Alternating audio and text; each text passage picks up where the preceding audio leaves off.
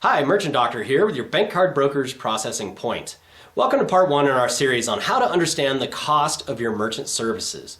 Well, today we're going to take a look at Interchange. What is this Interchange? Where does it come from? How does it affect your business?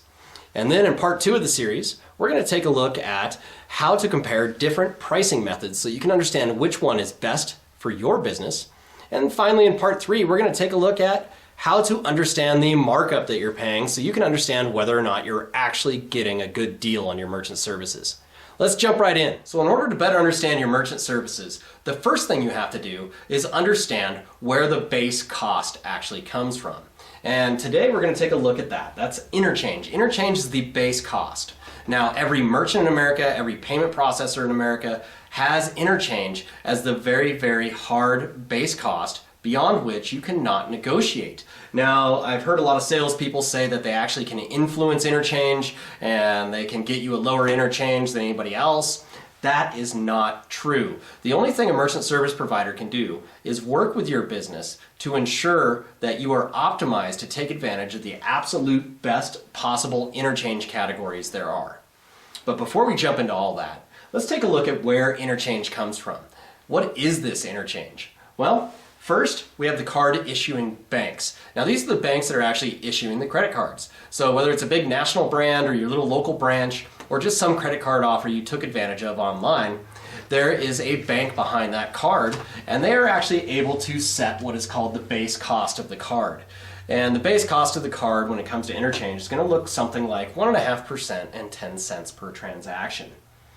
Then on top of that cost, we have the major card brands. Now, of course, we're all familiar with them: Visa, MasterCard, Discover, American Express. The card brands actually provide the networks and security behind the credit card, so of course they have to make some money too. And they do this through adding on fees and assessments. Now, fees and assessments, this is by no means a comprehensive list, but this is a list of the most common fees and assessment that a majority of businesses will see on their statements.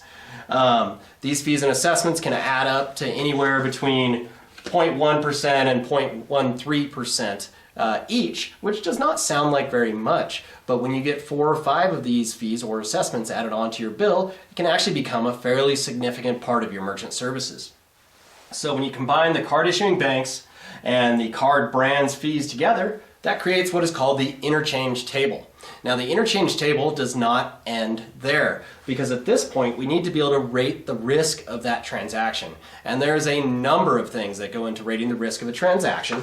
But in general, the first thing it's going to be looking at, Interchange that is the processing method. That's whether the card was present or not present, if it was hand keyed or if it was online or if it was swiped in person face to face. Whether or not all the transaction data was captured, or if some of it was captured improperly. The MCC, or the Merchant Category Code. Now, that's going to be the code for your business. Some business types carry a higher risk for chargebacks than others, so that's going to affect the Interchange cost. Then, of course, there's the card brand and the card type. Now, card types, whether it's just an individual card, a business card, a rewards card, corporate, or some kind of government card, those all carry different Interchange categories. When you take this process combined with the rates and fees from the card brands and the card issuing banks, you get what is called Interchange. Now, Interchange, the important thing to understand is that this is absolutely non-negotiable.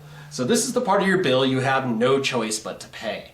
That's the base cost of your bill. And it's very important to understand where that comes from, because then if you can separate that out, you can see how much you're actually being charged for your merchant services. Well, now we understand where the base cost of your merchant services comes from. It's time to take a look at different pricing methods to find out which one is best for your business and how to analyze the markup on those methods so you can determine whether or not you're getting a fair deal on your merchant services. But we're going to save that for part 2 in our series on how to understand the cost of your merchant services. This has been the Merchant Doctor with your bank card broker's processing point. Remember to jump on over to Facebook, Twitter, LinkedIn, YouTube, any of the social media sites, and join us so that you can stay on top of the news items that are going to affect your business's bottom line. We look forward to seeing you next time. Have a great night.